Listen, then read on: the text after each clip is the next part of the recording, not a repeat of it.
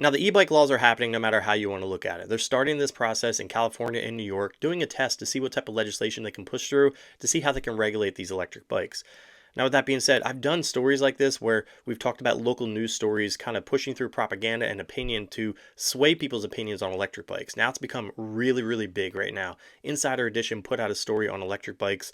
We're going to be going over that. We're going to be going over how the police are getting involved with electric bikes, bringing out their own fleet. But without further ado, we got to talk about today's video sponsor that made this video possible. Today's video is sponsored by Phantom Wallet. Phantom has wallets that can fit any budget, any style, have RFID protection, and come with a lifetime warranty on all models. Whether you want something simple, slim, and on a budget like the Phantom S that can add accessories like a money clip, coin holder, or an AirTag, or if you want to have something a bit more high-end like the Phantom X that is all aluminum and can add accessories like a coin holder, cash holder, ID holder, silicone band, and more, or if you want to go full minimalistic like the Phantom C MagSafe wallet that can attach to your iPhone, all great options to keep you organized and minimalistic on a budget. Thanks again for Phantom Wallet for sponsoring today's video. Now, like I said in the ad, big shout out to Phantom Wallet for sponsoring today's video. Not a lot of brands want to support or get behind what I do here because it kind of sheds a light on the negative things about e-bikes, but also the positive things about them. This is going to be my own personal opinions, but also the story behind this all right now. So this is going to be the Insider Edition story, a national broadcast on this. I've already watched it, so I just want to let you know that we're going to try to keep our comments pretty light about how the mom reacts in here just because she lost a kid. So I just want to forewarn you on that. Let's get right into it, starting now. E-bikes are everywhere, but as Lisa Guerrero asked, how young is too young to ride them?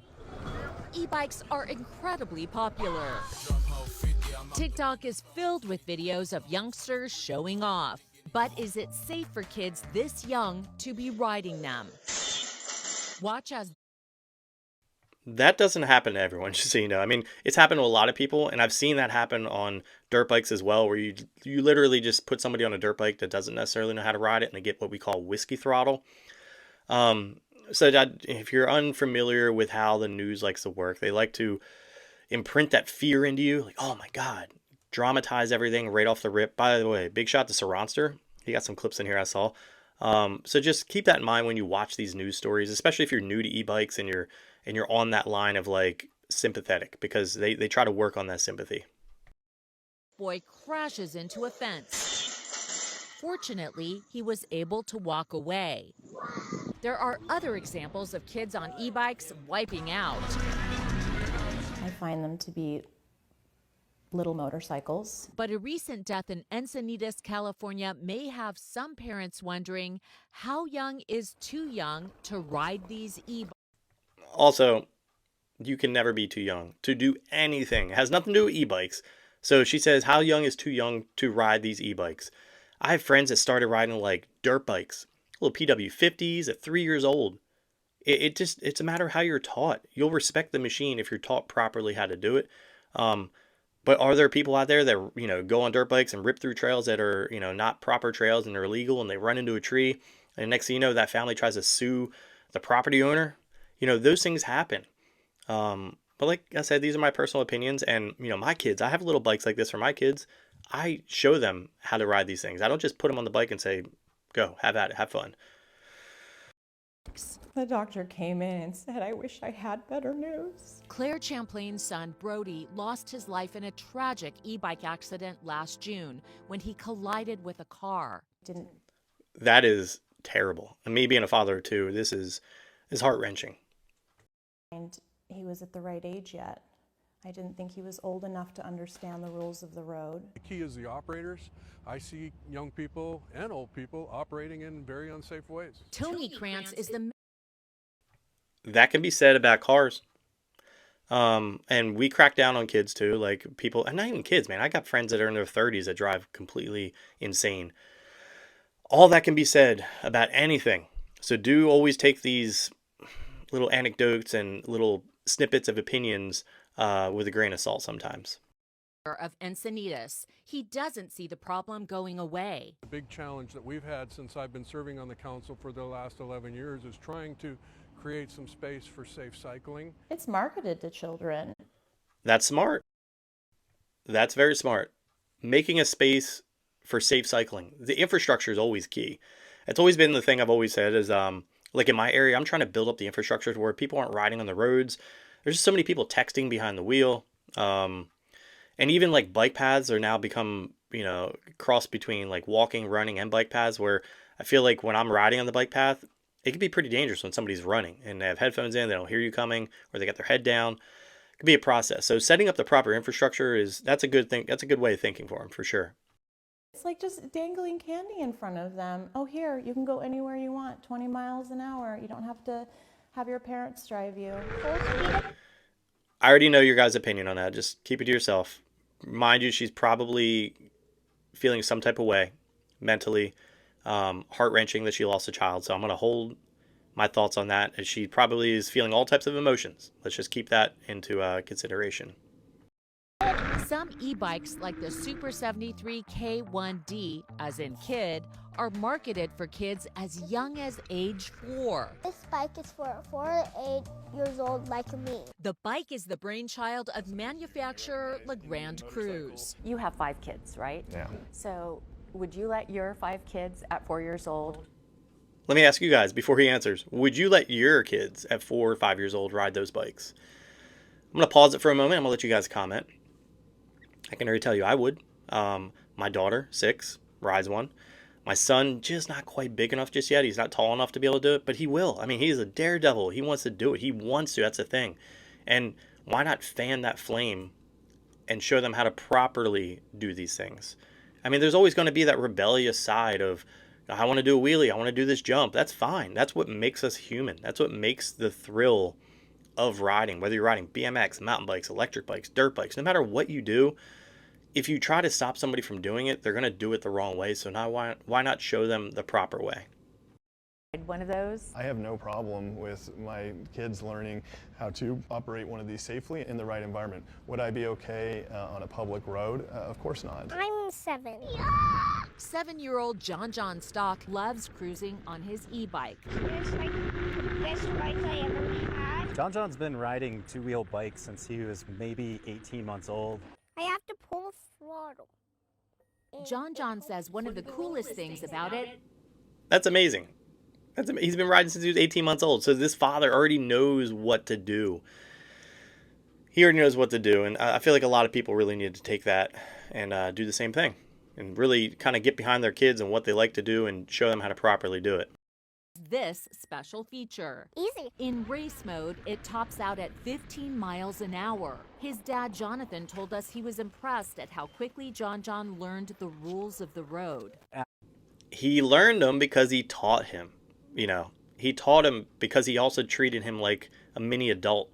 If you give kids, I know this is going off a little path right now, but if you give kids a little bit of credit and you talk to them one-on-one and not like a little itty-bitty child, and you give them, I guess, their own thoughts. You let them, hey, what do you think of this? Do you think you can do this? Break it down a little bit. Show me what you would do. Well, what would you do in this scenario? Make them think a little bit. The same way you would give a kid a fork and a knife to teach them how to eat. Otherwise, if you hold the fork for them all the time and then they finally go to hold it, they might poke their eye out. So you have to teach them the process. The same as here. Look at this kid. He's so confident. That's what you need to build. Confidence in children. Got all those basics down after he understood, hey, I've got to move over to the right when there's traffic. Hey, I got to stop when there's a stop sign. I taught John how to put the bike in this race mode because he earned it. That is a good father. Anybody knows that guy, send him this video. That is a great father right there. So me teaching him how to do that was sort of like a signifying step. E-bikes are here to stay. They're not going anywhere. And so the younger that we can get kids trained and essentially respecting the technology, ultimately we're going to create much safer riders. Fingers crossed other youngsters won't suffer mishaps like this. Like I said, they try to end it on that note, like, oh my God, scare you away from it. That kid, first off, wasn't in the proper attire. Probably his friend just gave him the e-bike. Hey, try it out. Boom. Doesn't tell him where the brakes are. Doesn't tell him, hey, don't squeeze only the front brake. You educate people. That's all it is, education. Let's go through the comments right now. So here's some comments. Definitely teach your kids how to ride them before they're sent on their way. It's kind of like with anything, right? Like you wouldn't just send your kid, oh, go to the bus stop. You'd walk them there, teach them, hey, look out for these things, look both ways, make sure you look out for shady characters, etc. Parents need to be parents again and not ban products. Take the time to teach your child. Don't let them out on their own until they're responsible enough to go handle it. That's a great line right there for sure. And for goodness sake, make them wear proper safety gear. I always say that. Your brain is the only thing you cannot reset. Period. You could break a bone, have it reset, and you'll be fine. Best to ban best to ban poor parenting. I completely agree with that, but it's a little tongue in cheek. I understand. Learn your limits. Absolutely. You would never be like, oh yeah, I just went rock climbing at a rock climbing gym. Now I can free climb this huge rock hill outside of, a national park. No, you wouldn't. You would know your limits. You would work your way up to things. Age isn't the question here. When they've been riding, I've got my first dirt bike. This is what I said when I was 7 years old. It was a real dirt bike, and motorcycle safety was taught first. This is what I'm talking about. So these are the type of parents that are doing it right. Some parents, they hear their kids crying, I want this, I want this, I want this, and they just give it to them. And they don't do research and look thoroughly into it and make sure the bike has the certifications. Hey, you want this? Show me how bad you want it. Work for it. Show me how you want to know the information on it. Working towards safety process, all that stuff. I'm going to link this in the description below, as well as the next little snippet I want to talk about on electric. Kids need more exercise, make them ride regular bikes. I can understand that too. I mean, I grew up on BMX bikes. I still ride my BMX bike, mountain bikes. I ride my traditional bikes pretty regularly. But this is just the way the world's going right now. Like, people try to limit us on our BMX bikes. They eventually made us have, helmet laws of 16 for riding on the road. But like skate parks, they tried to basically ban you from riding your bike in any parking lot doing tricks. And that's kind of the situation here. I know plenty of people that have Surons and Talarias, and they just go to an open parking lot and they'll do wheelies. They're not trying to do it in the roads, and the cops don't mess with them. It's the people that are basically going towards traffic, doing wheelies. I don't condone that type of stuff, but I'm the type of person, if that's the type of fun you want to have, fine and great and dandy. But there are consequences to your actions, and I'm not talking about if you get arrested. I'm saying if you end up getting clipped and you're dead, period. And not to mention the people in the vehicle, when they hit you, they have to live with that for the rest of their life.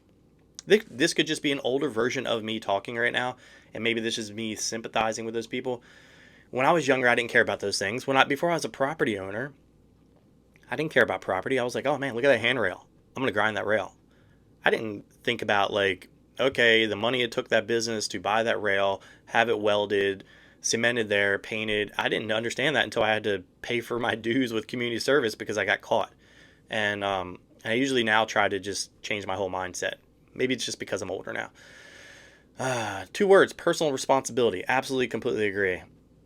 Absolutely agree. Yes, it's safe if they have a good rider teaching them. Absolutely understand. I mean, there's laughy comments because there are people that are just like, they want to be anarchist in a way where they're just like, there are some times where I'm like, my own personal opinion aside, like I want as much limited government in anything, and I want more parenting intervention, so to speak. So I'm going to link this there. You guys want to check out the comments, you can. Let's check out this electric article. Police are now using e-bikes to catch people on e-bikes. How ironic, right?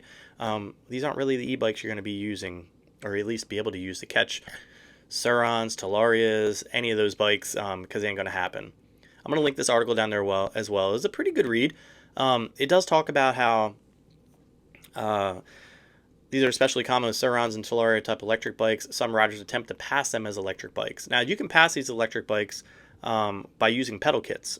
You can put them on Surons, Talarias, because by law, it has to have a pedal, like the ability to pedal. It doesn't have to be propelled by the pedal, but it has to have cranks on it to look like a bike. So that's how people have gotten around these laws. So if you see a cop, put that pedal, or I mean, obviously you have the pedal kit on, but if you see a cop and you have the pedal kit, just start pedaling and you'll get away with it for sure. There are people that sell little class 2 decals, but if the cop really knows what they're looking at, they know that it's a fraud. So with that being said, if you found this video informative, if you have any information in your area on e-bike laws coming up, put those in the comments below. Again, big shout out to Phantom Wall for sponsoring today's video. Please feel free to check out the sponsor in the links in the description below, as well as this article and the video I showed you before. So with that being said, if you guys like this video, drop a like. If you'd love it, hit the subscribe button, and I'll catch you in the next one.